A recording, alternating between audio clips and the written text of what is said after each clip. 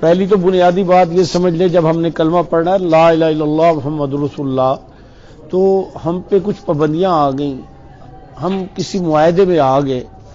نہ اپنی مرضی ہوگی، نہ اپنی خواہشات ہوگی، نہ اپنی مرضی سے کوئی فیصلے کرنے ہوں گے۔ اللہ کے حکموں کو رسول اللہ صلی اللہ علیہ وسلم والے مبارک اعمال کی ترتیب کے ساتھ، نبی صلی اللہ علیہ وآلہ وبارک وسلم کی حیات طیبہ میں جنگیں آئیں، سخت مشکلات آئی، پریشانیاں آئیں، مصیبتیں بھی آئیں، فتح بھی ہوئی، تکلیفیں بھی آئیں، تو دیکھنا یہ ہے کہ رسول اللہ صلی اللہ علیہ وسلم نے اپنے صحابہ کو کیا پیغام دیا اور صحابہ نے امت کو کیسا کر کے دکھایا۔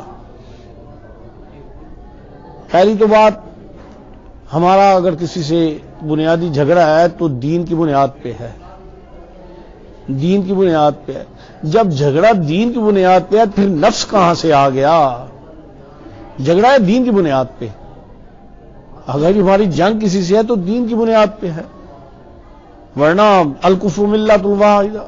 وہ تو سارے ایک ہیں، وہ ہم سے سارے لڑتے دین کی وجہ سے، کلمہ طیبہ کی وجہ سے لڑتے ہیں، ایمان کی وجہ سے لڑتے ہیں، چاہے مسلمان گناہ گار ہی کیوں نہ ہو۔ تو بھئی جب جنگ ہے تو جنگ میں دین ہی بنیاد ہے، تو دین بنیاد ہے تو پھر اپنی مرضی کا ایک ہی ترتیب کیسی؟ دیکھنا یہ ہے کہ بدر میں، احد میں، احزاب میں، اس کے بعد آپ کا لمبا آخری سفر تبوک کا ہے،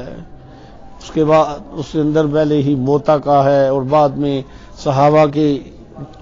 زمانے کی جنگیں ہیں، تو سریے بھی آپ کی دوڑ میں۔ تو آپ صلی اللہ علیہ وسلم اگر جنگ فرماتے تو کیا ہوتا،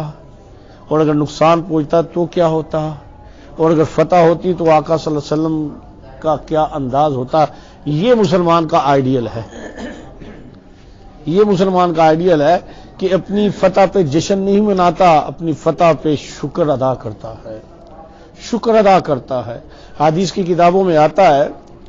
کہ رسول اللہ صلی اللہ علیہ وسلم جب فتح مکہ ہوا تو آپ اپنی جس اونٹنی پہ تھے تو اس اونٹنی پہ آپ نے سر مبارک اتنا جھکا ہوا تھا کہ اس کی کوہان آپ کے پیشانی اور سر مبارک کے قریب تھی، لگتی اس کے قریب تھی،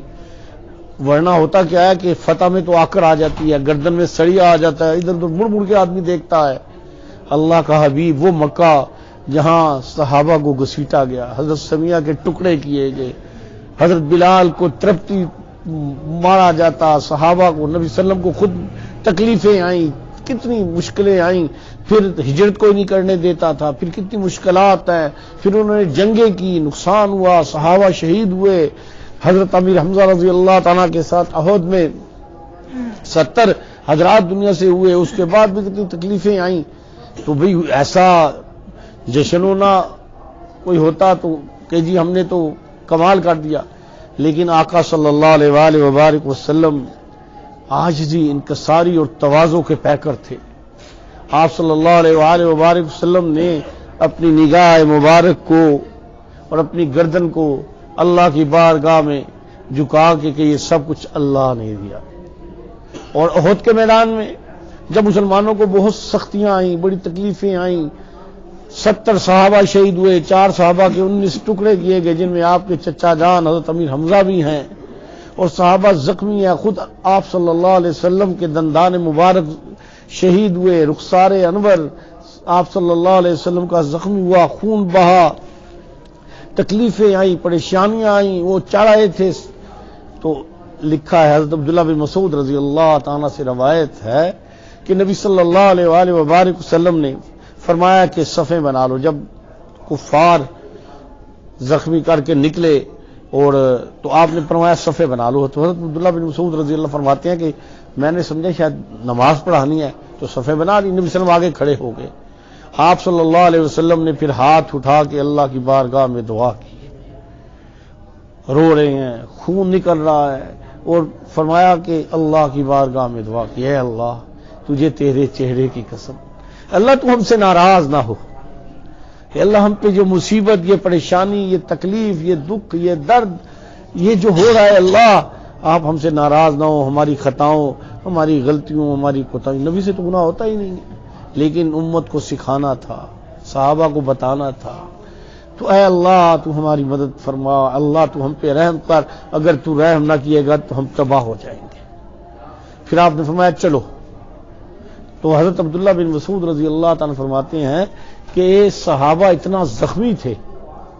کہ چل نہیں سکتے تھے بعض، لیکن دوسرے کے کندھے پہ ہاتھ رکھ کے چل رہے ہیں، اور کفار کی جو فوج نکلی تھی اس کے پیچھے اس رستے کی طرف، تو آگے جا کے ابو سفیان اس وقت مسلمان نہیں ہوئے تھے۔ تو انہوں نے کہا بھی ہم سے کتنی غلطی ہوئی، ہم واپس آ گئے، ہمیں تو مدینے چلا جانا چاہیے تھا، ملیا میٹ کر دینا چاہیے تھا۔ تو اس زمانے میں بھی جاسوسی کا ایک نظام تھا کہ پیچھے بندے چھوڑے جاتے تھے، آگے چھوڑے جاتے تھے، تو جو پیچھے تھے انہوں نے اطلاع دی کہ جی مسلمان پیچھا کر رہے ہیں، آ رہے ہیں۔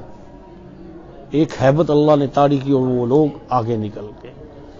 آپ صلی اللہ علیہ وسلم کو جب جنگ میں تکلیف آئی تو بھی آپ کا عمل، خوشی آئی تو بھی آپ کا عمل۔ آپ صلی اللہ علیہ وسلم بدر کی جو فتح ہے بہت بڑی فتح ہے، یوم فرقان ہے، لیکن نبی صلی اللہ علیہ وسلم نے اس طرح کا عمل مسلمان کو زیبا نہیں دیتا، کر دین کے لیے رہا ہے، دشمنی دین کی وجہ سے ہے، ورنہ خطہ تو ہم ایک ہی تھے پہلے، ہمارا اختلاف تو دین کی بنیاد پہ ہے۔ جب دین کی بنیاد پہ ہے تو پھر طرز و عمل بھی دین کی بنیاد پہ ہونا چاہیے۔